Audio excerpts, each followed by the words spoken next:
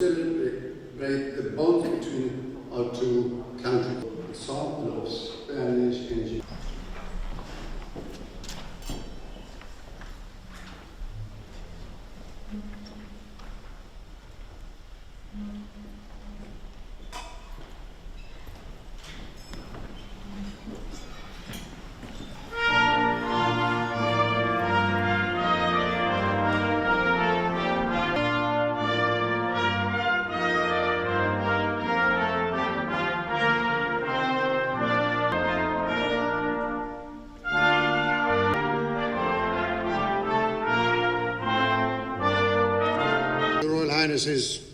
Ministers, Your Excellencies, ladies and gentlemen.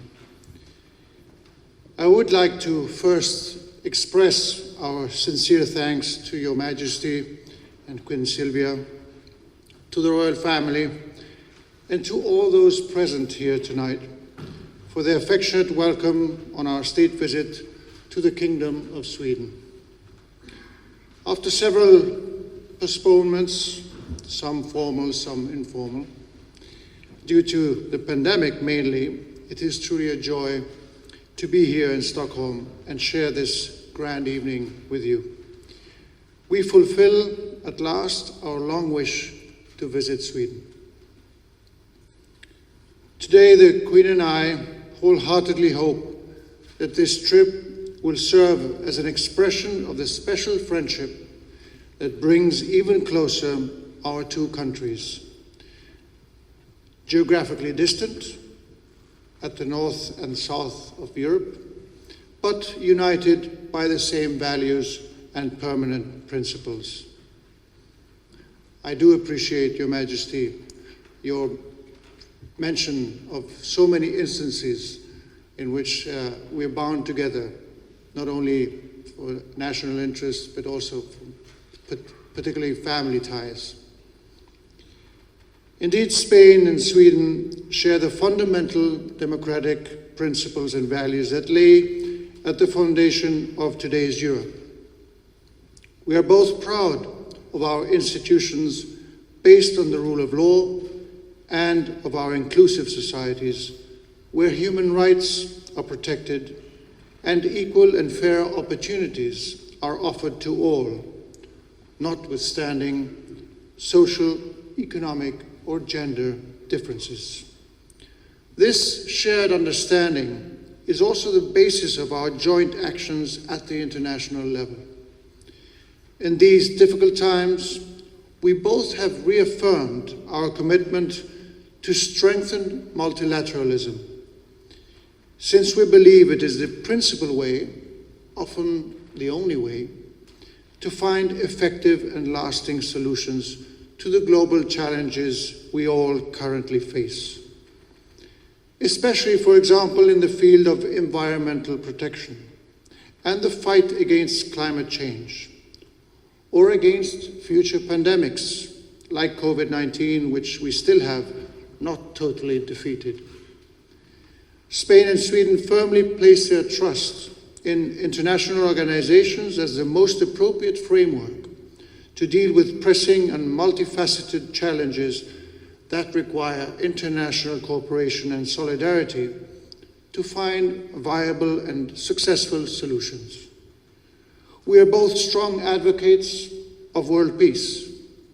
We have joined forces and launched the Stockholm Initiative with the aim to promote nuclear disarmament and the strengthening of the NPT, the Non-Proliferation Treaty, which is up for its next review conference in 2022. Our commitment to cooperate in the international sphere is particularly evident in Europe, our continent, at a especially complex time,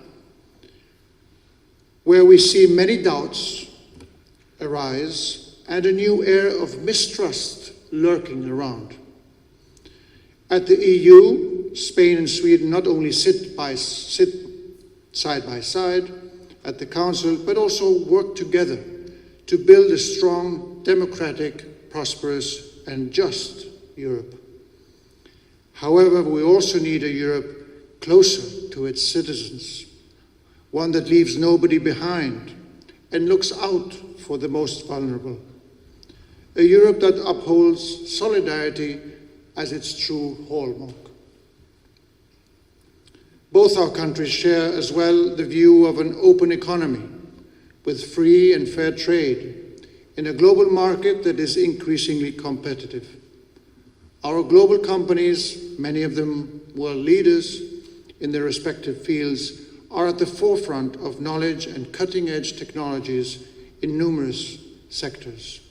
This should invite us to seek synergies and find ways to cooperate, especially in third markets. We also have agreed on the need to put in place all the mechanisms and tools to guarantee a prompt recovery of our economic growth rates in the aftermath of the pandemic. We know that this is something that we can only achieve soundly by betting hard on scientific research, technological development, and innovation. These are three essential ingredients to maintain competitiveness at a global level, but even more so to take us into a new phase of a smarter, cleaner, and more inclusive European economy that can serve as an example and proof of our will to harmonize our interests with those of the rest of the world. Your Majesties, I would finally like to refer to human ties that have been the backbone of our bilateral relationship for decades, even above the political and economic ones. Tourism, as you mentioned, is one of the most powerful instruments to promote mutual knowledge and rapprochement between people. In the case of our two countries, for several decades, it is actually at the heart of an unprecedented intensity of exchanges seen in history. Next year marks 65 years since the first charter flight of Swedish tourists to the Canary Islands. And that was organized in 1957, a milestone that would open the way for many millions of Swedish citizens who have since visited Spain. I can think of no better occasion to thank the Swedish people for the trust and affection they have placed in Spain, and to express the hope that in the future, my country will remain first choice for Swedes when traveling abroad for their holidays. However, the interest Swedish people have in our country is not limited to our beautiful towns, monuments, museums, beaches, landscapes, or to food and wine. It extends itself more and more to our language, to culture, and we feel proud and honored to know that the number of students of Spanish in Sweden has been steadily growing for the last years, and that today, as you also mentioned, it is the most studied optional foreign language in your educational system. I do hope this interest will keep growing, because it will certainly translate into an ever stronger and richer foundation of our relations in all fields. As I emphasize our joy and gratitude for being here tonight and in Sweden, allow me, from the Queen's and my sincere and deep appreciation, allow me to propose a toast.